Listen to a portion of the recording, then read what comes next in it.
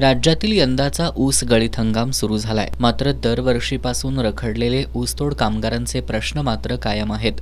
राज्यभरात ऊसतोड कामगारांची संख्या 10 ते 12 लाखांच्या घरात आहे. ऊसतोड कामगारांचे प्रश्न कायमच ऐरणीवर असतात, पण या प्रश्नावर सरकारकडून कोणतीच ठोस उपाययोजना केली जात नाही.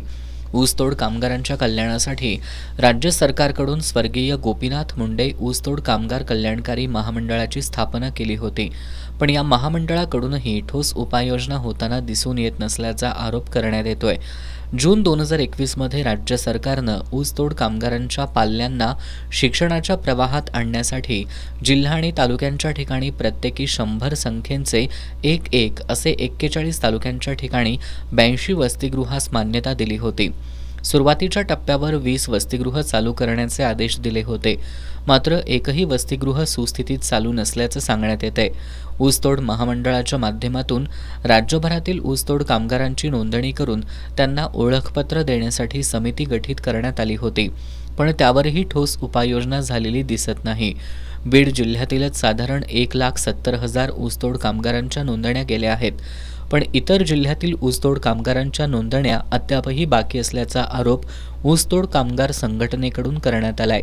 त्यामुळे या प्रलंबित मागण्यांची राज्य सरकारनं सोडवणूक करण्याची मागणी ऊस तोडणी आणि वाहतूक कामगार संघटनेचे राज्य सरचिटणीस प्राध्यापक सुभाष जाधव यांनी केली आहे. या कामगारांच्या मुलामुलींसाठी जाहीर केलेली वसतिगृह सुरू करणं, यांच्या मुलांसाठी शैक्षणिक शिष्यवृत्ती सुरू करणं, यासारख्या सुविधा या तातडीनं या महामंडळाच्या वतीनं सुरू झाल्या पाहिजेत. आणि या कामगारांच्या हजर झाल्यानंतर त्यांचं जे काही आरोग्य चिकित्सा शिबिर घ्यायचं ठरलेलं होतं कोल्हापूर जिल्ह्यामध्ये, त्यांच्याबरोबर येणाऱ्या मुलामुलींचा डेटा तयार करण्याचा ठरलेला होता, जेणेकरून त्यांना जिल्हा परिषदेच्या शाळांमध्ये समावेश करण्यात येईल आणि त्यांचं शिक्षण खंडित होणार नाही यासाठी काळजी घेण्याचं ठरलेलं आहे. त्यामुळे जिल्हा समितीनं जे निर्णय घेतलेले आहेत त्याची अंमलबजावणी करण्यासाठी आम्ही पाठपुरावा करतोय.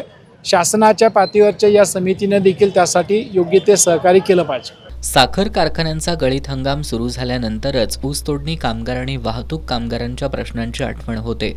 दरवर्षी आश्वासनं मिळतात, मात्र त्याची फारशी अंमलबजावणी होताना दिसत नाही.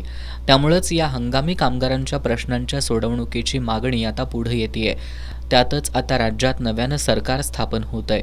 त्यामुळे हे नवीन सरकार तरी ऊसतोडणी आणि वाहतूक कामगारांच्या प्रश्नांची सोडवणूक करणार काय, असा सवाल उपस्थित केला जातोय.